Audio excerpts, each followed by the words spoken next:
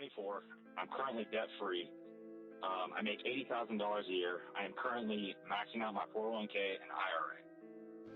I want to buy a car that costs $30,000. However, I don't want to get rid of my current car. It would just be a play car.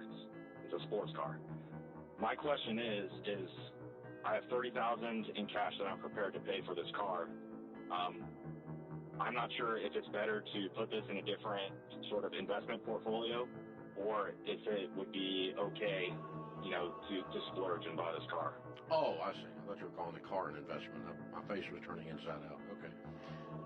So what's the car? I'm a car guy. I love gears. So it's a Nissan 370Z. Oh, sweet. Nice car. Okay. And what year model? 2019. Okay. And what's the car you're currently driving worth? It's $13,000. Okay. What's your income trajectory?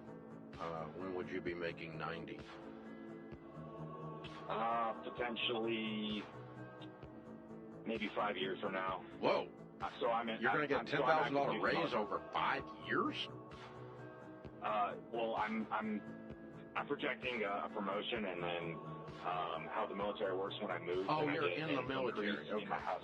Correct. Okay. Now I understand. Okay. Yeah, that would be more reasonable in the military. Most people are going to make a lot more in 5 years than a $10,000 raise. That's why. Right. Yeah. Okay. Well, I mean, here's the thing. I love cars. Okay, I drove here today in my Raptor. I love big engines. I like things that make noise. I'm redneck. I want a loud muffler. All that, right? But the stupid things go down in value. Like a rock. Right. That's where Chevy got that. Like a rock. Okay? They go down in value. And that includes that sweet Nissan you're talking about. And that includes my sweet Raptor. They go down in value. So if you're going to build wealth, you have to keep as small an amount as possible going into things that go down in value. So consequently, we find millionaires driving very conservative used cars until they've got substantial money. And one of the guidelines that we've developed here is to not have more than half your annual income tied up in things that have motors and wheels. So adding up all of your little toys with motors and wheels, does it add up to more than half your annual income? Because if it does, you've probably got too much in things going down in value while you're trying to build wealth. Does that make sense to you mathematically? Yeah, yes. It'd be like $45,000 total. Yeah, and you make 80, and so you're over half. Yeah. Okay. So, sweet car, and you got the cash.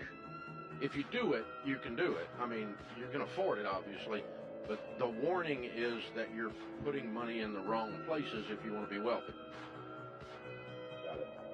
I mean, the way you know someone's going to stay middle class is when they have two very nice cars that are obvious $500, $600, $700 payments sitting in front of a middle class house. Exactly. 100% those people are going to stay middle class until they break that habit. It's a huge indicator. Yeah, and the other thing to think about, Micah, is you've got another set of insurance premiums to pay, more maintenance and repair. And so right now, as you're in the military, I don't know how much driving you're doing on these vehicles, but I would consider those because it is a toy. And so this is not going to crush you if you do it, but we're just saying it may not be the time. Yeah, I as much as I completely grasp what you're doing, and that's a great car. As the guy on the radio that tells you to do things to become wealthy, I'm going to tell you don't do it. I'm going to tell you wait till later when you've got more money and you're in a better financial position to do it. You've got the money to pay cash. If you do, it's not going to bankrupt you. That is not what we're saying. We're not being melodramatic. I just wanted, when I went broke, when I was slightly older than you, I made the decision I'm going to do things that cause me not to be broke anymore. And I'm going to identify what broke people do. I'm not going to do that. I'm going to identify what rich people do, and I am going to do that. And, what we discover, Tom Stanley found it first in 1992 when he did a book called Millionaire Next Door.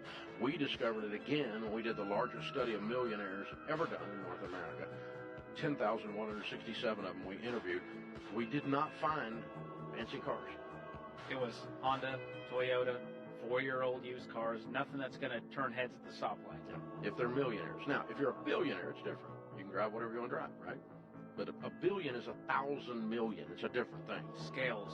Yeah. The millionaires don't have that. They don't have jets. Millionaires don't have 7 cars. Millionaires don't, that millionaires just have some money is all. And they have, generally speaking, conservative but reasonable lifestyles. And so we tell folks not to buy a brand new car until you have a net worth of $1 million. If you do have a car, you should sell it if it violates those things, and or if you can't get it and all your consumer debt paid off within 2 years because of the stupid car. Follow for your daily dose of finance.